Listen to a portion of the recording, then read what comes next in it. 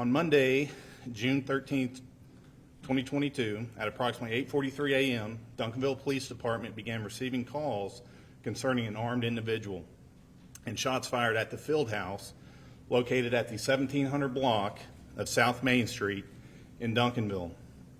Duncanville officers quickly responded, and while they were en route, again, our dispatchers advised that shots had been fired.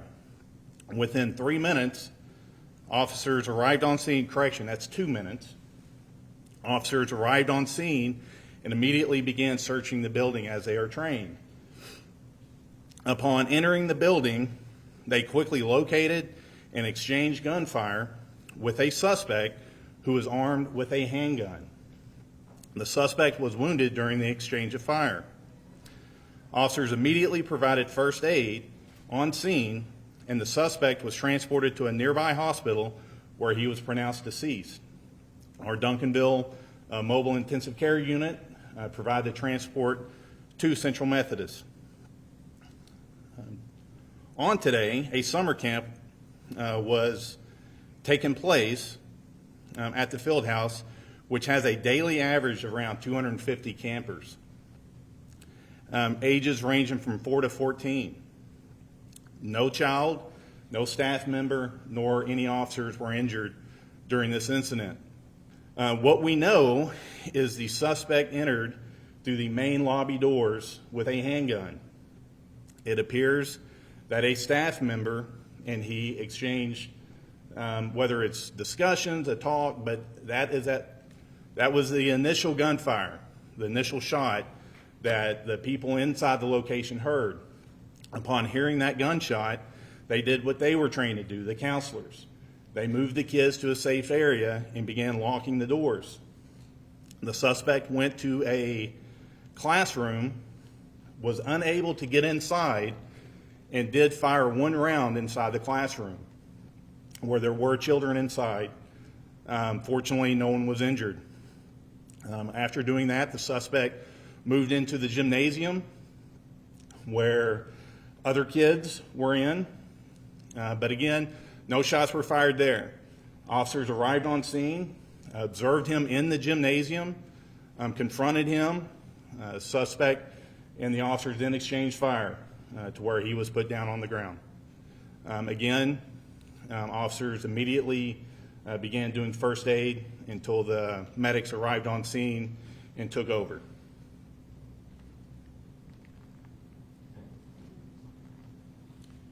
Thank you, Assistant Chief Stogner. A couple of quick points I want to emphasize. First of all is the community response.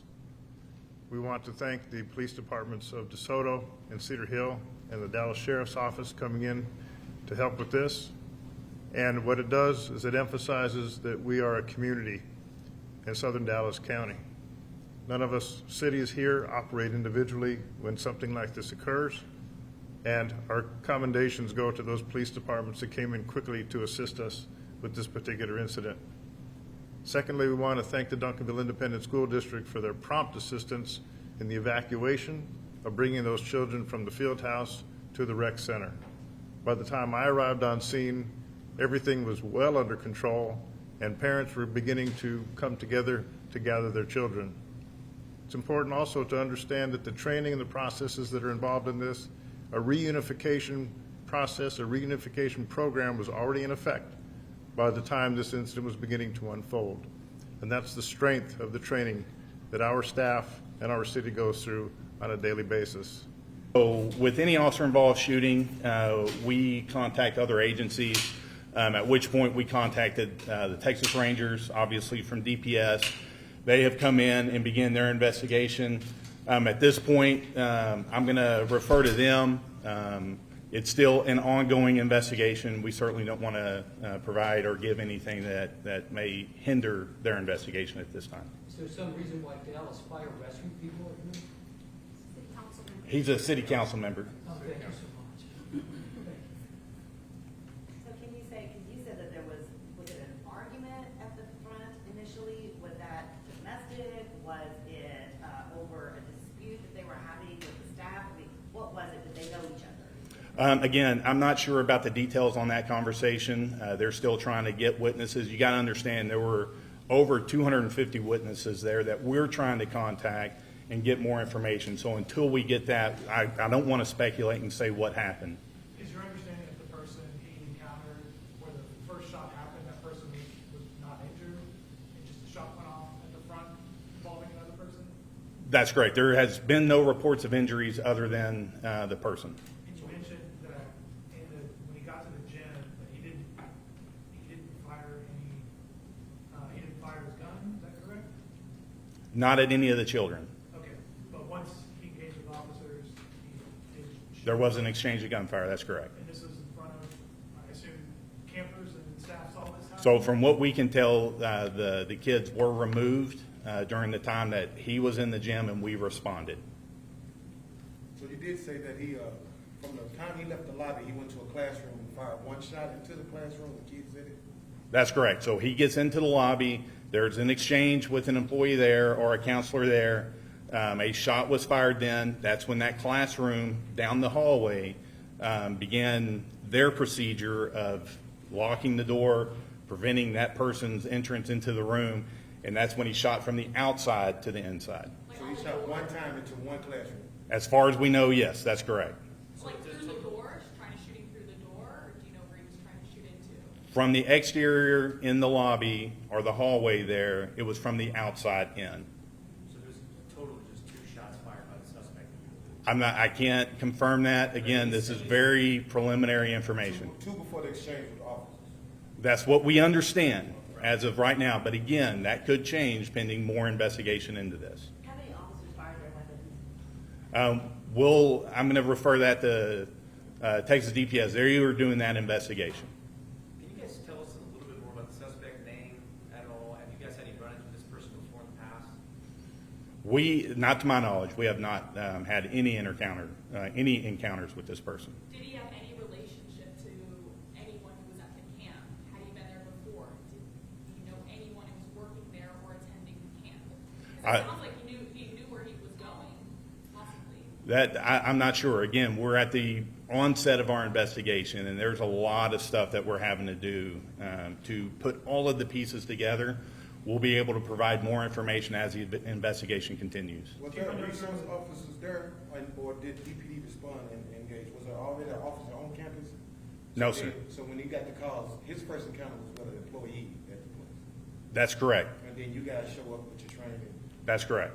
and so officers engaged, not a resource, not Duncanville ISD officer? No, sir. It was a Duncanville police officer. However, Duncanville ISD PD did come out and assist with the reunification of the children.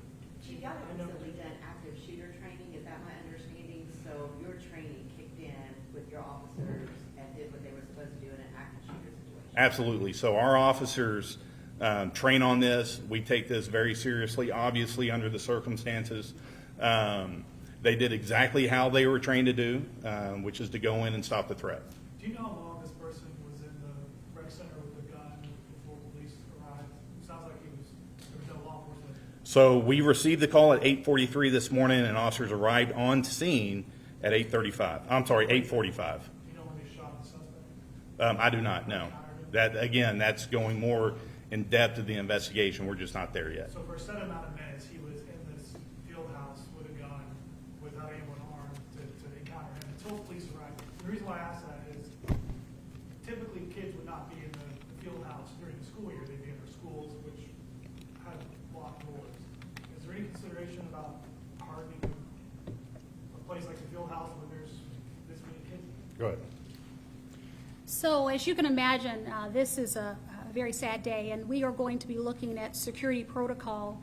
This is not a school facility, this is a city facility, and so there are some rules. And so we're going to be working over the next few weeks with our teams to look at our security protocol and to ensure. The sure fact that within 2 minutes our police department were on site is very important to note, but we will be looking at security efforts there because we do have a number of children there, and security is very important to us, as well as the parents. And so we will be communicating more over the next few days, our next steps. Or can't be Hey, Chief, continued? can you regurgitate what you just said at the beginning of the press conference, please? Thank you. I'm sorry, what was that? I said, can you regurgitate what you just said at the beginning of the press conference? What's going on? Sir, our press conference started. What Go we- ahead. What we'll do is I'll get you a copy of it. I think we just gave the update. I don't want to take up the time of our folks who were here, but we do have a press release that will have all of the details in which he shared with you on the activities of today, and we can talk to you after this with some more detail, just because. Chief, can you just speak to the climate right now and just how a lot of us are on edge, just because there's been so many situations where, you know, there's been mass shootings all over America. We're kind of glued onto this right now. I mean, just as a department, like you said, things worked out today, but I'm sure that's in the back of your mind, you know, constantly after all these moments we've had, you know, across the U.S. Sure, absolutely. I will say that we certainly take our security very seriously. We actually teach this to our employees. It's important. We obviously understand what took place south of us. I can only talk about how we responded here, and we did an exceptional job. They did exactly how they were trained to do. Okay, guys, we're going to take just 2 more questions, okay? Will there be camp there anymore? What's the plan for those kids?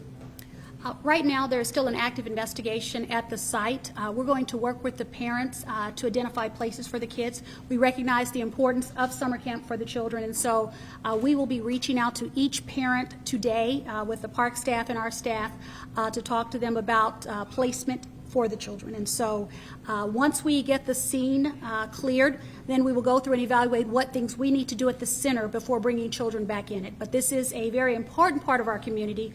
The Duncanville Fieldhouse is home to, as they said, 300 students annually, and they look forward to this. But we want to put the kids first, and we want to make sure they feel comfortable and safe returning to this location before we bring them back in there. Do you have any idea for how long the summer camp is going to be suspended? I'm sorry?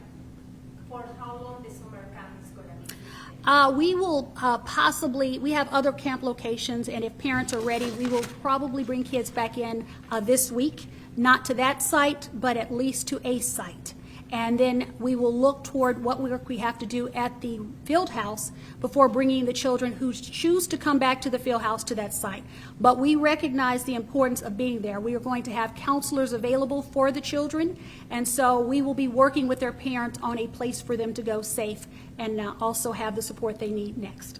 That's it. Thank you all. Just real quick, we don't have a reason why he was there. You haven't connected why he was there? It's still an active investigation, and one of the things that we have to do is we don't want to assume anything, and because we are not investigating internally, we have to leave that information to them. And so more information will be released as soon as it's available and as soon as we're able to share that information. Can you provide an update in Spanish? Can you give us her name and title? And are you guys not naming the suspect's name like that? My name is Aretha Farrell Benavides. I am the city manager for the city of Duncanville. Family has been notified, but we also are being very cautious as the investigation goes on and releasing the person's name. Ms. Benavides, can you speak to any security enhancements that the field house has undergone since the shooting in there in 2019? We have exceptional cameras, and I'm going to ask Chief Brown, who used to be our police chief, to talk a little bit about our security protocol since he's been. Absolutely. My name is Robert Brown, and I serve as the Assistant City Manager. I had the honor of working as a police chief for 14 years. And your question, sir? The question is, what security enhancements have happened at the field house since they had a shooting inside there in September? Well, not only have we enhanced security at the field house, but we also believe that we've enhanced security at all of our police facilities as well as our city facilities. And what we've done is, actually, we've done a number of things.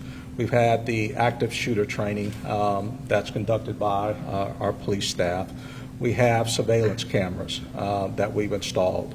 I personally did an assessment, security assessment of that facility back several years ago. And so we consistently look at ways to enhance our security.